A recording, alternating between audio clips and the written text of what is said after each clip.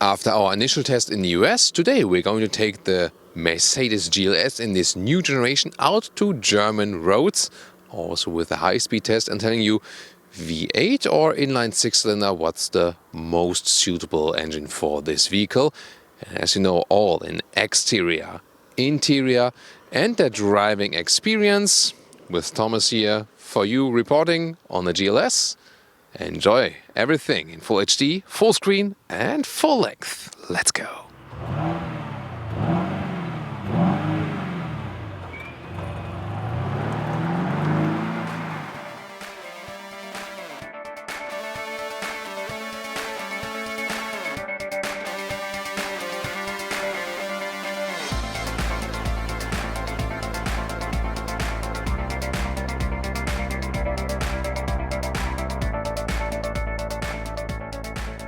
Here in the front, the new GLS generation. You can see here a very strong front grille.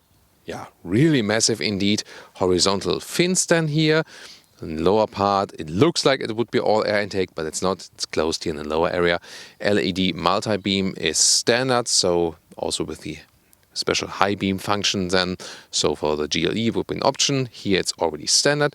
Then you see one daytime running light right there, and a silver color for today, a typical Mercedes color for sure. So this new GLS generation is 2 centimeters wider, but also 7.7 centimeters or 3 inches longer, now at 5 meters 20 or 205 inches. And wheels come from 19 inch to 23 inch. So a 21 inch wheel, as we have right now, is a good compromise. Yeah, the size of wheels have just gone nuts recently. And I can really say, together with the air suspension, which is standard, the 21-inch wheels also work indeed. Option, you can also get the e-active body control that can then lean inside the corners, approximately like a motorcycle. And also you can move individual wheels, or we also have an off-road demonstration in our other review of that one. Very interesting. So if you're interested in more off-road or the US from the review from the US, you can also tune into that. We have it also on our channel, and we will also link it in the video description. Other than that, of course, today the focus on road driving and German motorway and the Autobahn and so on. Typical design element of the GLS is also here. You know, this rear window then here with the shoulder element, and you have the design that ends then down there. And crossover wheel arches still to keep this SUV look that would be different than with the AMG model, for example, which will be based on approximately the same engine. Not quite the one, but here already with a lot of horsepower. Soon more to that. In the rear we can see the most drastic design change here for this new generation. More horizontally drawn tail lamps, and this looks definitely more modern and also in line with smaller SUVs at Mercedes, for example. The lower part, Autogefühl fake exhaust police, because the real ones are on the inside. Under the hood, there's either the GLS 450 3-liter inline 6-cylinder, 367 horsepower, or the GLS 580, here today 4-liter V8 twin-turbo, 489 horsepower, 700 newton meters of torque. We'll talk about differences later. All-wheel drive with the rear-wheel bias, and all petrol engines are now mild hybrid. Very interesting. And diesel side in Europe would be 350D, or the 400D, both 3-liter inline 6-cylinder, 286 or 330 horsepower.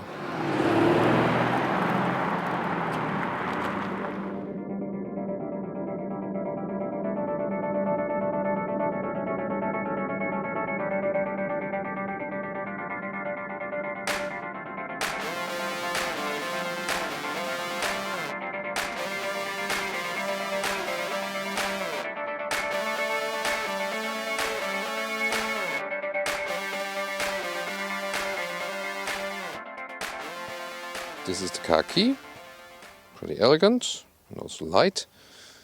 Keyless entry, put your hand on the outside or on the inside, and the door closing sound. Let's listen to that. Very solid. And what we also have here is the soft closing feature, magic. Beautifully at the inside of the doors, matte wood. Really nice, and then the seat controls, and here the matte wood with the sunlight on it. That looks really amazing. Artico cover here at the inside of the doors. High-grade leatherette, reasonable door pockets. Then this interior with the dual screen setup, soon more about the infotainment. Steering wheel, left side for the cruise control, right side for volume.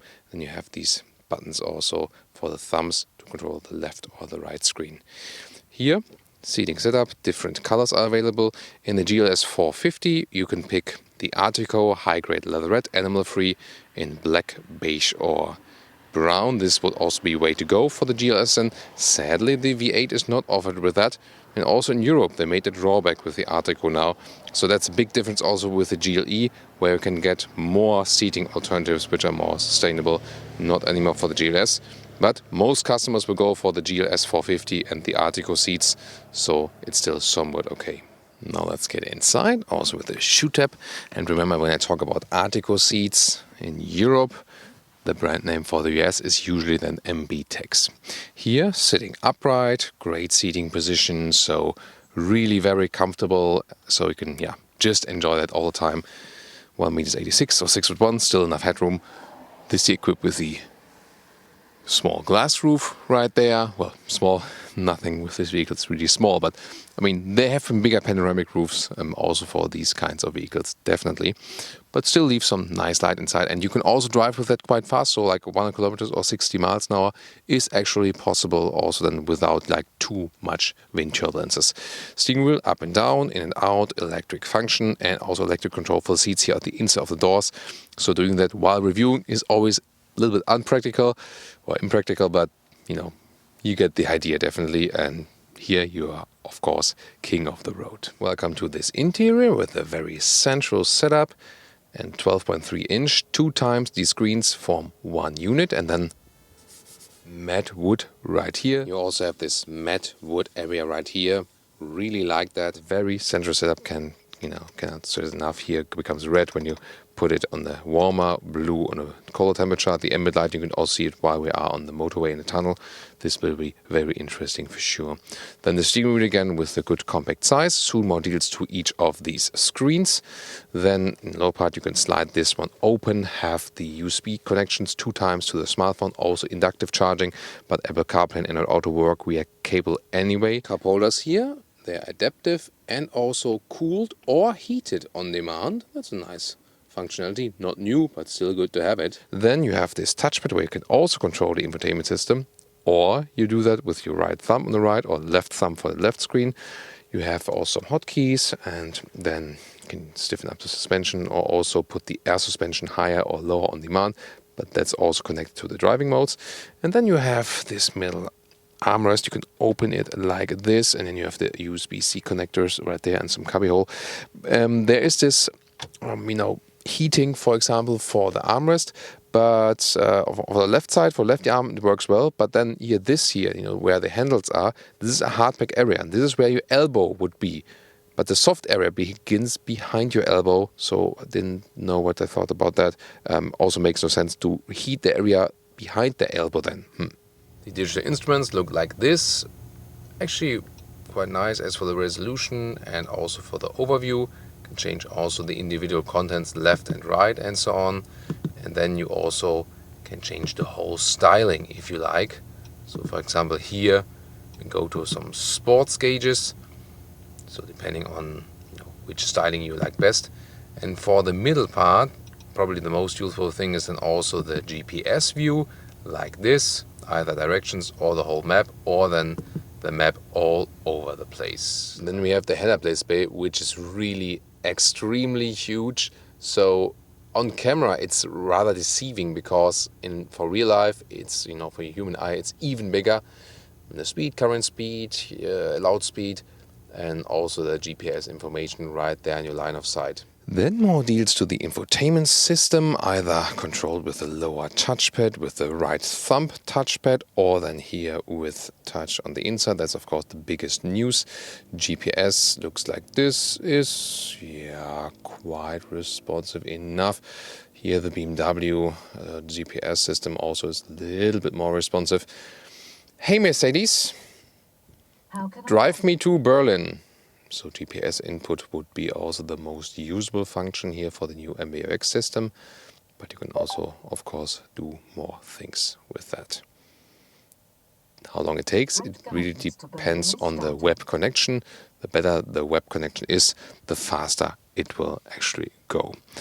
Then the new main menu right here is actually quite nice. If you have the optional massage seats, you can hear hot relaxing back, shoulder, activating massage, activated also in high intensity for driver and for the passenger. And depending on where you come from or where you hover it around, then usually the car also realizes which seat you want to activate at first. Ambient lighting here, of course, always full color blue, and the brightness all the way up. Again, you can very well see that here in our tunnel part in the driving review. Then, and the Apple CarPlay here is the integrations here. There comes some space left right there, and the Burmester sound system, the optional one. Yeah, it's really nice, quite clear. So also one more luxury feature. And the camera system, once again a highlight.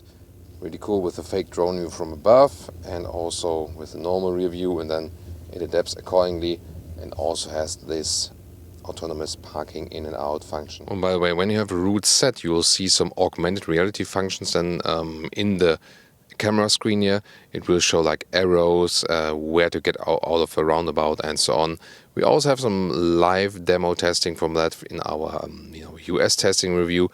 In the driving part, there you could see it very well. And now to this rear seating area, and what I've done is the following. Here in this seat here, I pulled it all the way backwards, also controls at the inside of the doors like it is in the front. These are here the individual captain seats. You can also get a bench that goes all the way through. In the US, this setup here, the 6-seater setup with captain seats, is standard. And you pick the 7-seater, the bench. And in Europe, for example, the bench is standard, also in Germany, and then you pick the 6-seater as an option. Yeah, interesting. You can also control it here, for example, put it a little bit more in the back, the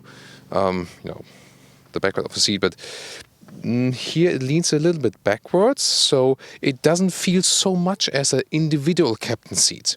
So if you compare the BMW X7, for example, there they have the philosophy, they put very individual, more upright captain seats for more luxury comfort, yet at the same time you cannot fold them.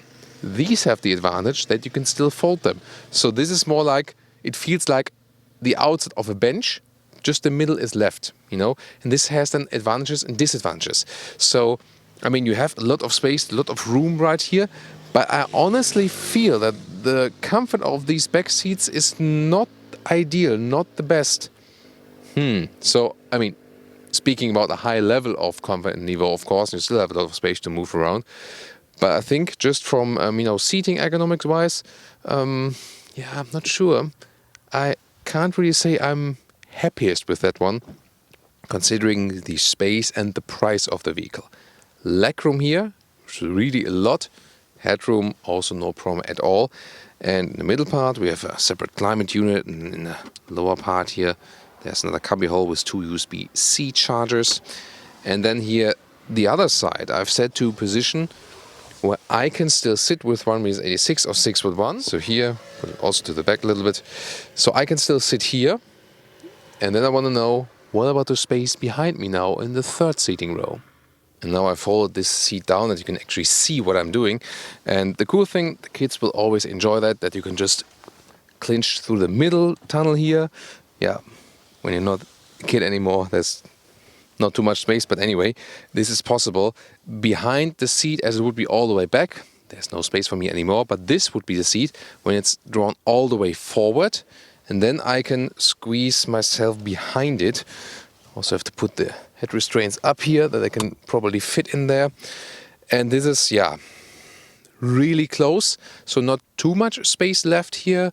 You see the packaging is not the best.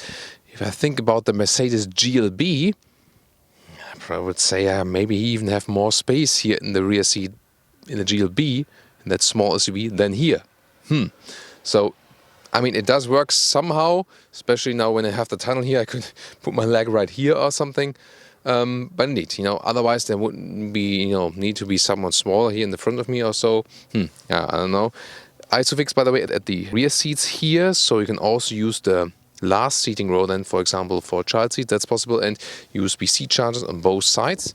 Oh yeah, and headroom-wise, this is actually then no problem. Trunk area, maximum of 2,400 liters or 83 cubic feet if you fold everything. Here you can even put this cabin trolley in an upright way inside.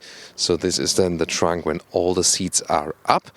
And as for the measurements, looking here, the length then, to the middle part here, there's about 53 centimeters, and to the side part 56. Here the width, this is a meter, you know, classic, and you see it's wider than the meter right here. And 6th and 7th seat or 5th and 6th seat, depending on the setup. Then you can fold them electrically, and you know, it takes some time, but it is really a very comfortable solution like this. This is then the, you know, the last row, and then you really have already a very, very long trunk, and everything also very good from the build quality. This is a length then of 1.25 meters, and this on the right side here for this one. On the other side, you can press these two in, and these are the captain seats, and this is the big advantage if you compare the BMW X7, for example. These individual captain seats, they are not that elaborated as in the X7. As for their setup, they are more like normal bench-alike with the middle left out, but then they can be folded. This is a big, big advantage, and probably also a reason to not go for the captain seats in the X7. Here, and this is then 2 meters. In this longer, more than 2 meters, what you have then here as the absolute loading length. So a lot of space you have here, and with this captain seat setup, I think probably best setup. You can fold it, you are flexible, but still have something more individual in the normal rear. Welcome to Thomas's Driving Lounge with the Mercedes GLS, and I promised you to take it on the German motorway because we tested it first time in Utah in the US, and it was an amazing ride, definitely, and what a beautiful landscape. Not the desert Utah, but more like, you know, the Salt Lake close Utah. And here we have the possibility to floor it out, whereas in the US we could test other things. From 50 kilometers an hour, flying start, let's go.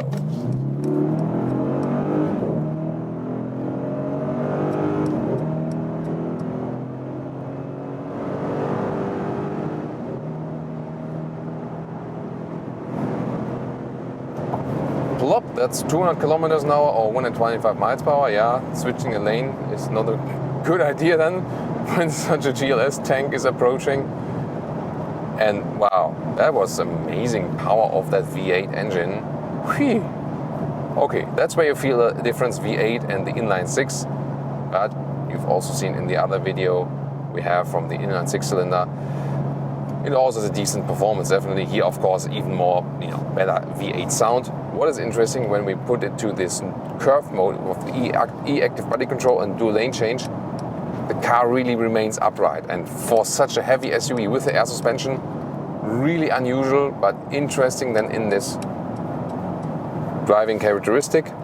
So when we put it to the comfort mode, then you would definitely see, yeah, it leans a little bit more, you know, like shakes a little bit up more.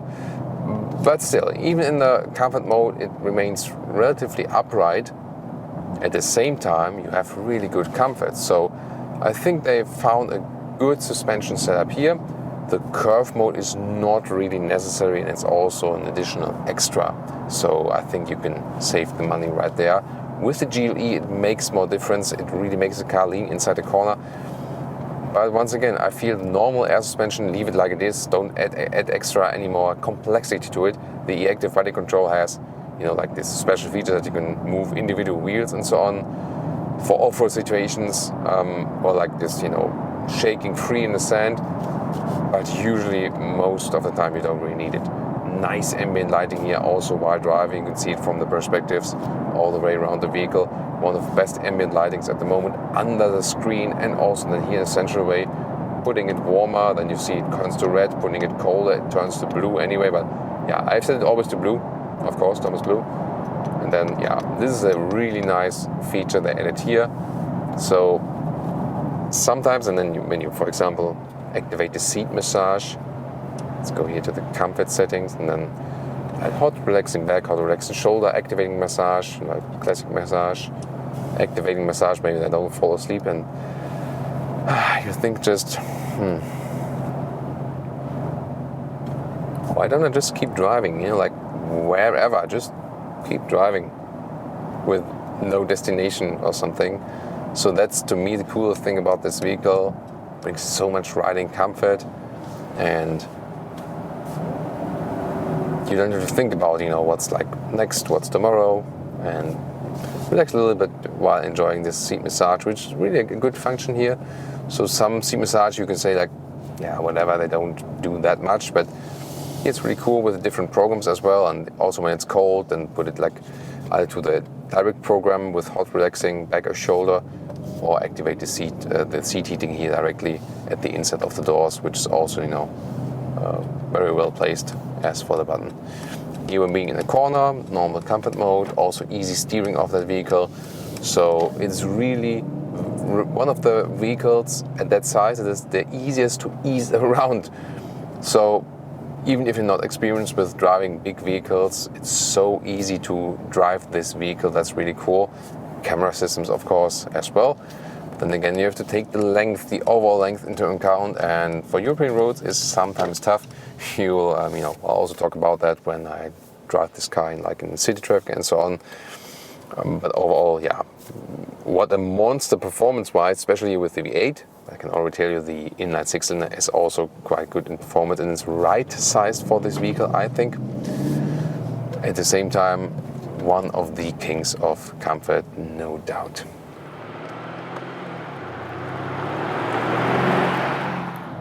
And one more time, while I still enjoy the activating massage, comfort to sport, then to sport plus mode, RPMs are turned up higher, gears are already lower, and when we are already at speed, 1 kilometers an hour, let's put this rolling activating massage once again to speed. Let's go.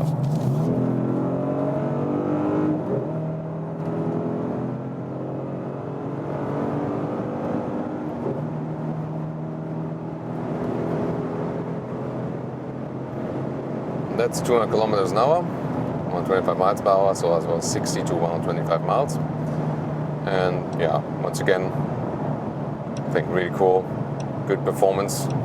And the car also feels so easy to handle when it is at speed. So that's really amazing. Here, lane change at higher speed, really stable, good in control, good braking feel as well.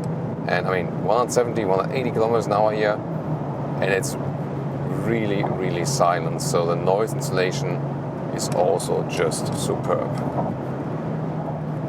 On the brakes, yeah, there the weight comes into play, you know. So when you're really hard, a little bit hard on the brakes, then you have to keep the car also in check. At some point, you cannot deny physics. And what about some city driving here with the GLS? And first of all, you have to say, for European roads, it's really too big. So when I think about parking in and out of a basement garage or something, you really have to go like front, back, front, back, front. And it's like, will I ever get out here? So yeah, and I mean, in the US at least, you know, in the non-New England states, you have enough space also to move this beast around here, definitely. The V8, of course, gives you also a lot of calmness when you just keep it, you know, rolling and so on, and you can keep it really at low RPM. But then again, it's not the biggest difference than to the V6. That would be more than, you know, what we experienced on the motorway. But if you think about the fuel economy, then here like 13.5 liters on 100 kilometers is a realistic consumption value, and that would be about 18 mpg US or 22 mpg UK. And if you then think about that, the six-cylinder is quite efficient, and you can rather drive it with 9 to 10 liters on 100 kilometers, so about like 6-7 miles per gallon more. Yeah, and also the extra price, like more than 20,000 euros or dollars more for the 8-cylinder. Of course, the 8-cylinder is fun to drive, yes, but the 6-cylinder also brings less weight and has also good performance and, as I said, better economy. So, and then if you think about the extra price, and also that only in the 450 at the moment you can get the 3-color Artico seats from Works, I think the choice is quite clear then that the 6-cylinder is the more clever choice. Here these different suspension modes, comfort of course with the air suspension, really comfortable like that. The special curve mode, once again, when being in the city, it's not, for my feeling, not as, extremely tuned like in the GLE. The GLE leans more inside the corner, and I'll talk to the engineers and they did that intentionally. So the GLS does not give you this super leaning in the corner feeling. It's more that the car just stays upright and you don't feel it's leaning to the outside. But it feels a little bit more responsive by that. But honestly, I would rather have put this car with the rear axle steering. That would have made turning circle and also like parking in and out easier. So I would prefer the rear axle steering over this curve mode where the car is leaning into the corner, I think. Also, I think that when you have this curve mode activated, I feel the suspension is somewhat less comfortable just in running straight. So if you think e-active body control doesn't make sense to go for it, I think not. I think it's not worth the extra price. I would just stick then with the normal air suspension and most of the time drive it in comfort mode. Sports mode, I mean, if you hammer it really down, like, if you hammer the throttle down, you also have a very good acceleration. Not necessarily need to go into sports mode.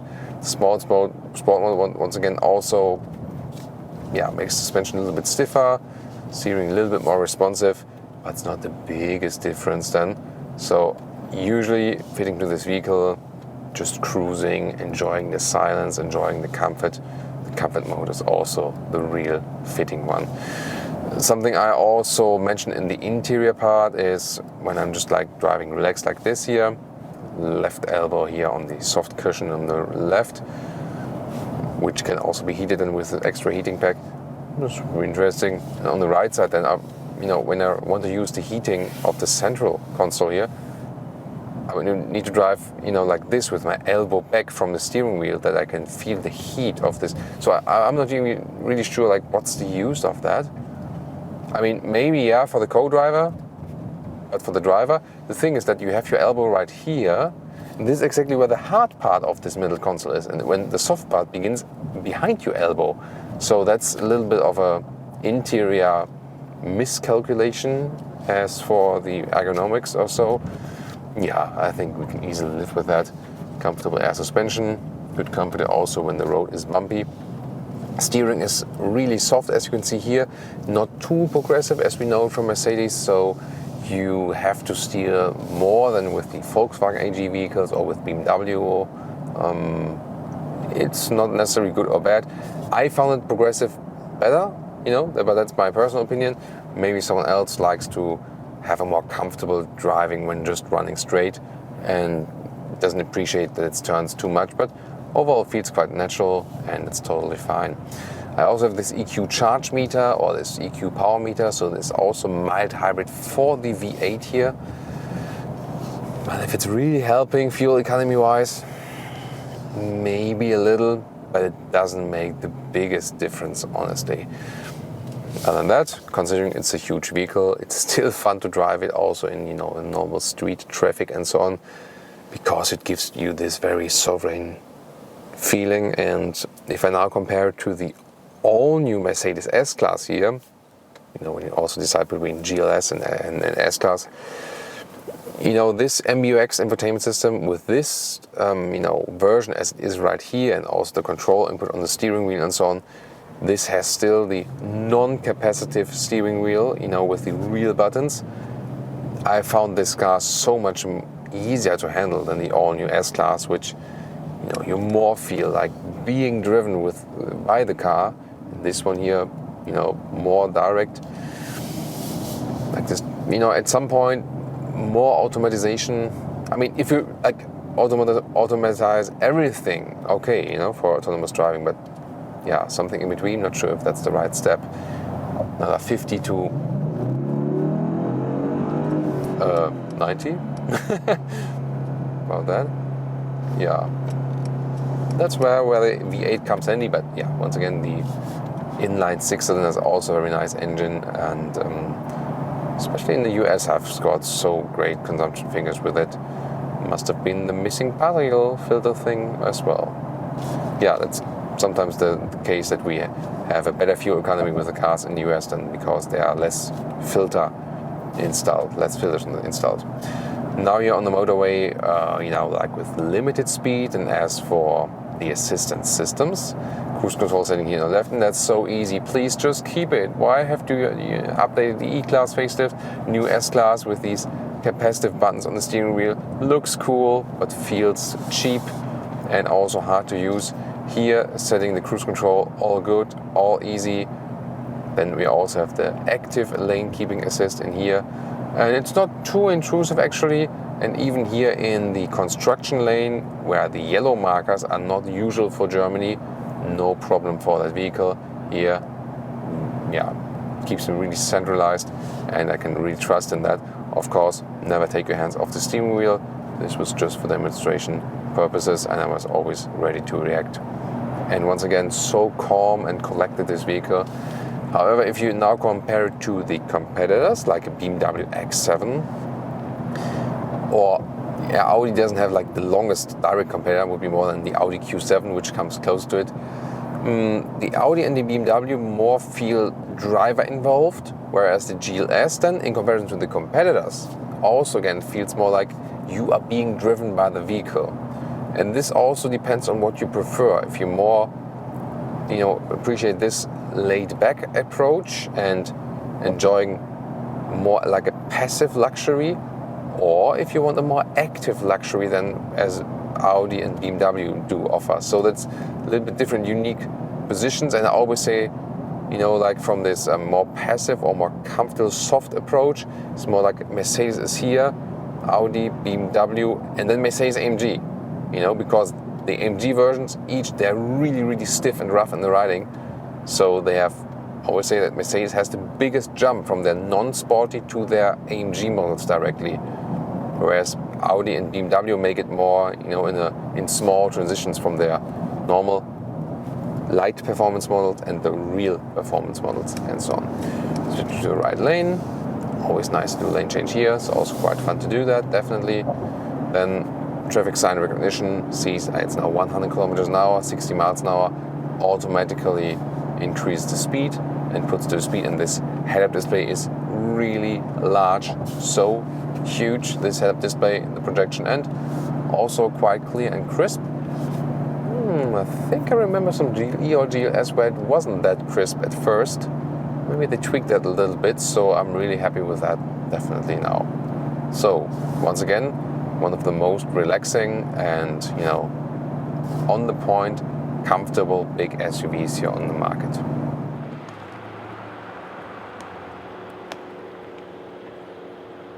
And now to our conclusion for today with the Mercedes GLS in this new generation. A more elegant and sporty look, I think, here, definitely with the new headlamps and so on. Stronger front grille even. And the interior massively updated with this infotainment system. This is a big step forward and great luxury features indeed. The voice input is one of the best on the market, besides this Android automotive system now used in the Polestar 2.